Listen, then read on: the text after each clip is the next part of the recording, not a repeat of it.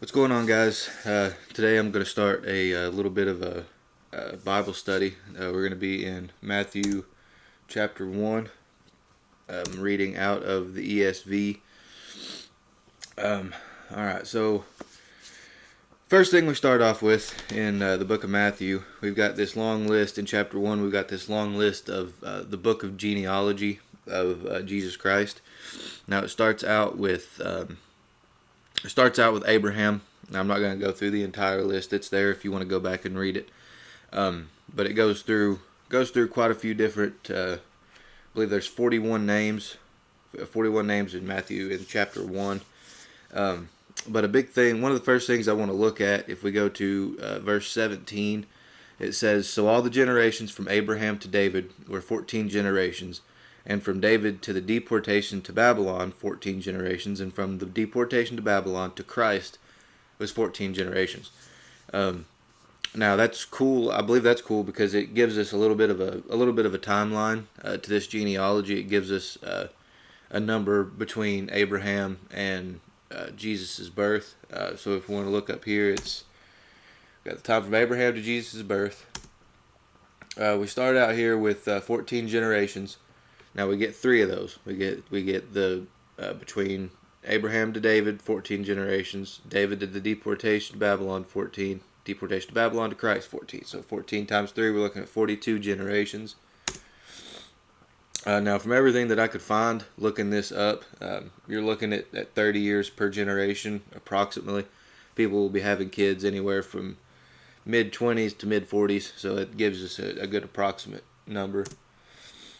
So if we take that, we're looking at 30 years by 42 generations. So that gives us approximately 1,260 years between Abraham and Jesus' birth, which I think is kind of cool. You know, it's not super important, but it just gives you a little bit of a timeline to go off of.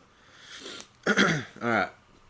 Now another thing I want to look at that a lot of skeptics use to bring up why, or to bring up discrepancies in the word, is this genealogy in Matthew is actually different than the genealogy in Luke. If we were to go to Luke chapter 3, I believe. In Luke chapter 3, it's actually got,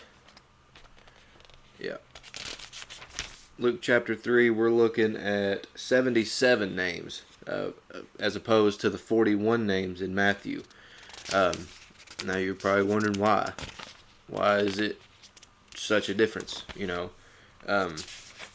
And really the biggest difference in that, let me switch my slide.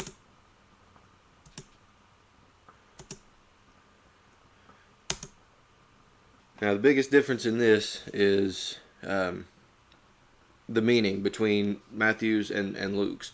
Matthew's, it gives us more of a paternal, more of the legal adopted paternal genealogy through Joseph. It gives Joseph's line and everything through that, and Luke's gives more of the maternal. It goes through Mary's genealogy mostly, rather than the dads, the earthly dads. But the biggest issue, or the biggest thing, is that both of these lists, they go through David. They go through King David. So what this does is this is giving Jesus the physical rights and the spiritual rights, or the legal rights, I'm sorry, to David's throne. It's showing Jesus's royal origins. So I think that's pretty cool. You know, that it gives us that, those two different things. And another thing that I was noticing, and if we want to look up here to the screen, I've got a PSE FISO, I believe is how you say that. But this is a very good article that I found on the differences between Matthew and Luke's narratives. This is by Ian Paul. It was published December 15th, 2021. It's actually a pretty good. I read through it last night, and it's a really good article on that. And that's something that I could probably, another thing out of this book out of this chapter, that I could dive into in another episode and in another study and kind of get deeper into that. But all right, one more thing I want to look at in this in this genealogy in chapter 1 is, let's see, it's verse 11 through 12. Verse 11 through 12, we're looking at, and Josiah, the father of Jeconiah, and his brothers at the time of the deportation to Babylon. And after the deportation to Babylon, Jeconiah was the father of Shealtiel. And Shealtiel was the father of Zerubbabel.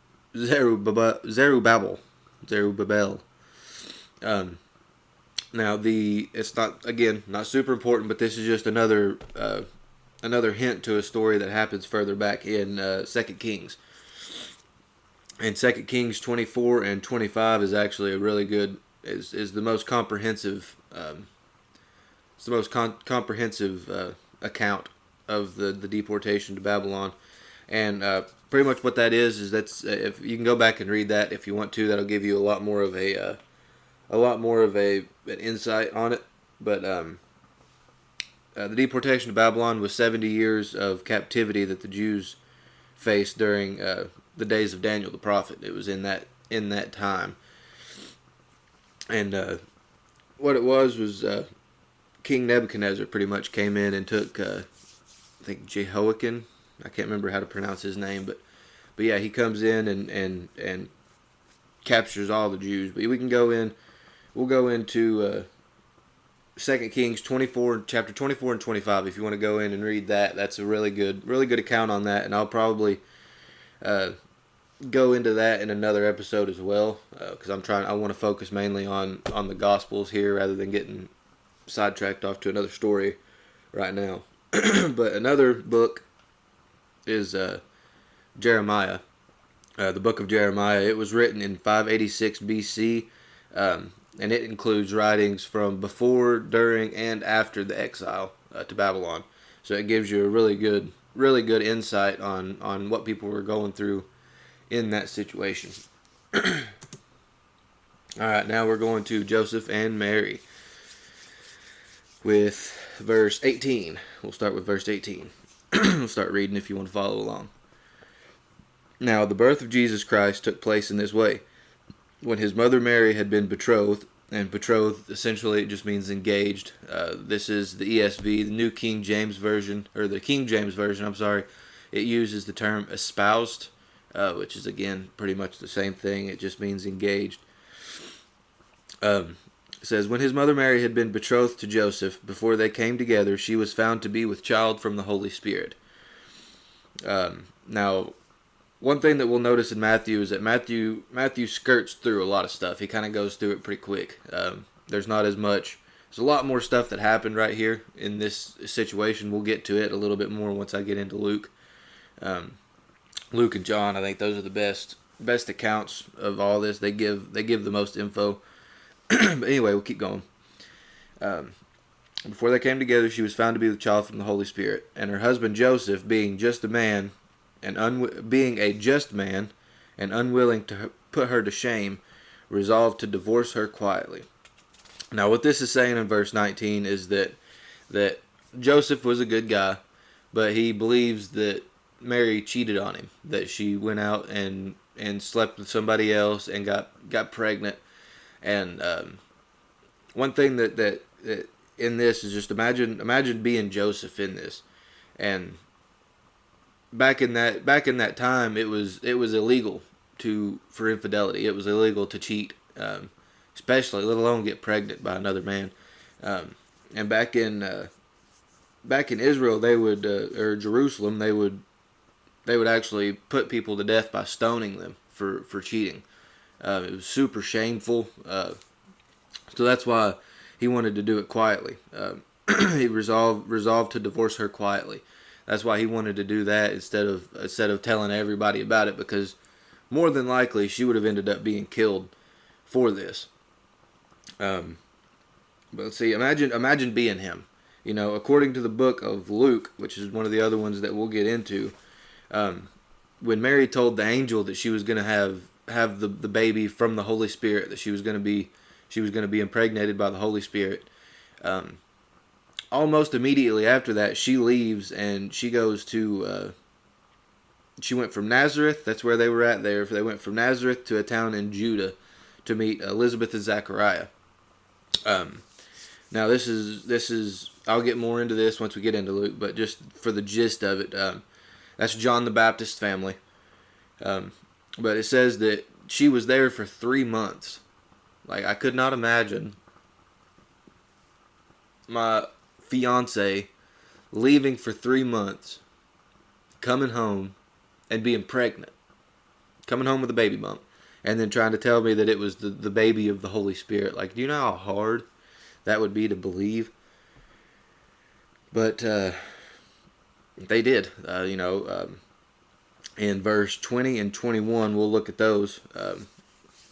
If it wasn't for this angel, I don't know if Joseph would have stayed at all. But 20 and 21. But as he considered these things, behold, an angel of the Lord appeared to him in a dream, saying, Joseph, son of David, do not fear to take Mary as your wife. For that which is conceived of her is from the Holy Spirit. Wow. So, the angel of the Lord that needed to be sent here. If it wasn't for God's plan and him sending down that angel, I really don't know if Joseph would have stayed. Which he would have in some way, shape, or form, because that is God's plan. But that was God's plan to send that angel.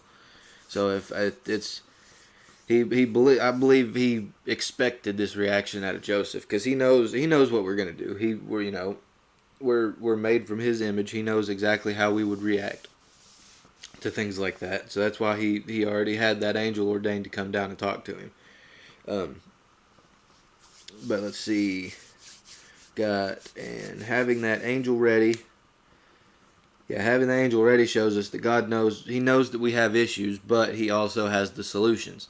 So if we trust him and trust what he tells us, everything's going to be okay. It might not make sense to us at the time. It might not make any sense to us at the time, but it's going to work out in one way, shape, or form, because he's the one that ordains it. All right, let's move on to 22 and 23. This is where, this is another thing. Everything's pointing to Jesus. It says, now all this took place, 21, I'm sorry, 2021, I already read 21. She will bear a son, and you shall call his name Jesus, for he will save his people from their sins.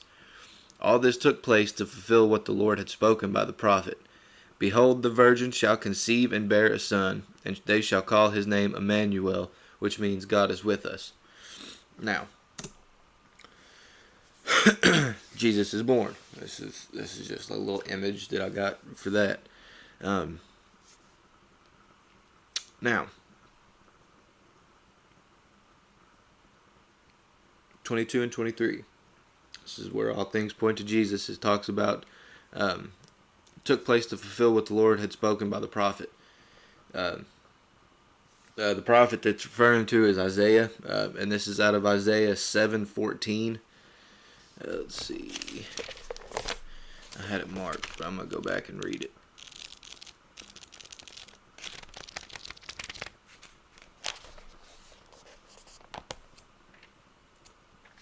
Isaiah 7:14. Therefore the Lord himself will give you a sign. Behold, the virgin shall conceive and bear a son, and shall call his name Emmanuel. Pretty much exactly cited here in Matthew. Behold, the virgin shall conceive and bear a son, and they shall call his name Emmanuel, which means God with us.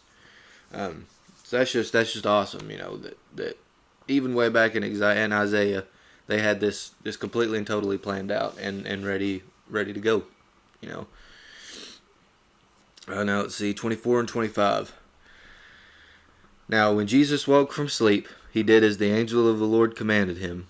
He took his wife, but knew her not until she had given birth to a son, and called his name Jesus.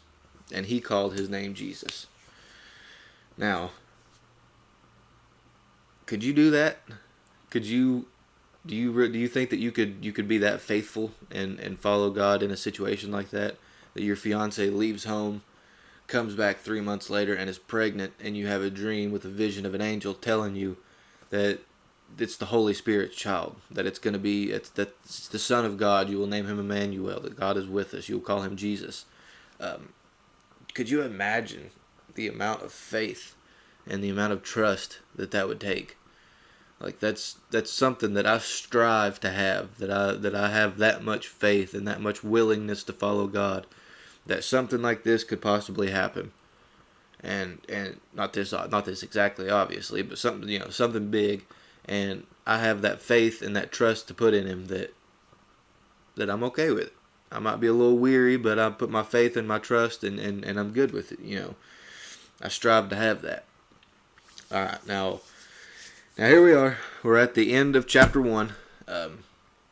What has happened here is our almighty and powerful God has humbled Himself down into an infant. You can see another portrayal of that. Just a little baby infant that can't hold his own head up, pooping his pants, crying. This almighty, powerful God has humbled Himself down into this just so He could come down and save us. And experience what humans experience, every bit of it, emotions, the anger, the frustration, the fear, the temptation, every bit of it. And He comes down to be with us, to experience it with us, and to ultimately, in the end, save us from ourselves, to save us from evil and sin, and give us a free way to follow Him and to go up into heaven with Him. It's by simply believing on Him. That is all we have to do. He is the way, the truth, and the life. No way to the Father but through Him. So that's just, we put our faith in Him. We put our trust in Him. We read our Word. We dig into our Word, and that's it, man. I mean, we spread the gospel. We tell people about it, and that's how we get into heaven. It's not by works. It's not by, oh, I did this, and this. I did good things. I'm a good guy. It don't matter. You could be the best guy in the world. You don't have the faith, and you don't read your Word like you're supposed to do. Then you're a lost cause. Nobody's ever really a lost cause with Jesus. He can turn anybody. He used as you'll see later on in these chapters. He used the rough, lowly people that were, like Simon, Simon and Andrew, they were brawlers, gamblers, and then the sons of Zebedee, John and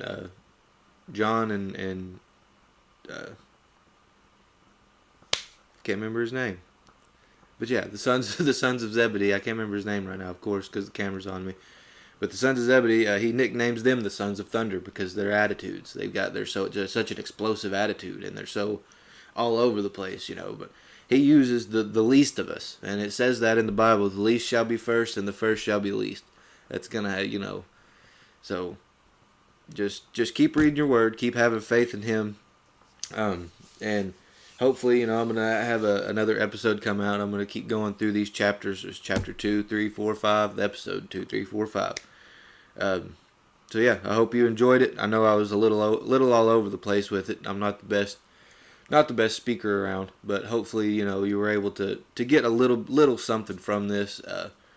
And if so, just let somebody else watch it. Maybe they can get something from it. Don't worry about liking it. Don't worry about subscribing or any of that. I'm not looking to get any credit for any of it. I just want people to watch it. I want people to get inspired to read their Word. That's all I'm going for with this. I don't want any, oh, look at what he did. I'm not looking for that. I want you all to get something from it.